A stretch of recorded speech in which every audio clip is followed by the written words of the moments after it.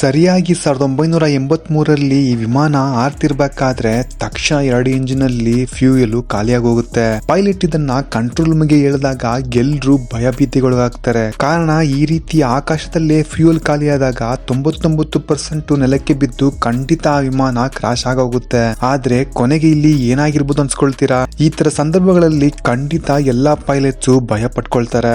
ಆದ್ರೆ ಇಲ್ಲಿ ಕೆನಡಾ 143 ವಿಮಾನವನ್ನು ಓಡಿಸಿದಂತ ಪೈಲಟ್ ರಾಬರ್ಟ್ ಬಾಬ್ ಅವರು ಏನ್ ಮಾಡಿದ್ರು ಗೊತ್ತಾ? 41,000 ಎತ್ತರದಲ್ಲಿದ್ದಂತ ವಿಮಾನವನ್ನ ಇಂಜಿನ್ ಪವರೇ ಇಲ್ಲದೆ ಇದನ್ನ ನಾನು ಸೇಫ್ ಆಗಿ ಲ್ಯಾಂಡ್ ಮಾಡಿ ತೋರಿಸ್ತೀನಿ ಅಂತ ಹೇಳಿದಾಗ ಒಳಗೆ ಇರುವ 69 ಜನರಿಗೆ ಏನಾಗುತ್ತೋ ಅಂತ ಪ್ರಪಂಚನೇ ಭಯಭೀತಿಗೊಳಗಾಗ್ತಾರೆ. ಕೊನೆಗೆ ಆ ಪೈಲಟ್ ನಿಧಾನವಾಗಿ ಆ ವಿಮಾನನ ಕೆಳಗೆ ತರೋದಕ್ಕೆ ಟ್ರೈ ಮಾಡ್ತಾರೆ, ಬರೀ ವಿಮಾನದ ರೆಕ್ಕೆಯನ್ನ ಯೂಸ್ ಮಾಡಿ. ತಕ್ಷಣ ದೂರದಲ್ಲಿರುವ ಒಂದು ರಸ್ತೆ ಕಾಣಿಸಿದಾಗ ಫಾಲ್ಕನ್ ತರ ವಿಮಾನನ ಒಂದು ಕಡೆ ತಿರುಗಿಸಿ ಒಟ್ಟು ಗಾಳಿಯನ್ನೇ ಹರಿದುಕೊಂಡು ಸೇಫ್ ಆಗಿ ಲ್ಯಾಂಡ್ ಮಾಡಿಸ್ತಾರೆ ತನ್ನ ಪೂರ್ತಿ ಶಕ್ತಿಯನ್ನ ಉಪಯೋಗಿಸಿ. ಈ ಘಟನೆಯ ಬಗ್ಗೆ ನಿಮಗೆ ಏನ್ ಅನಿಸುತ್ತೆ? ಈ ವಿಡಿಯೋನ ಫ್ರೆಂಡ್ಸ್ ಅಂಡ್ ಫ್ಯಾಮಿಲಿಗೆ ಎಲ್ರಿಗೂ ಶೇರ್ ಮಾಡಿ, ನನ್ನ ಫಾಲೋ ಮಾಡ್ಕೊಳ್ಳಿ.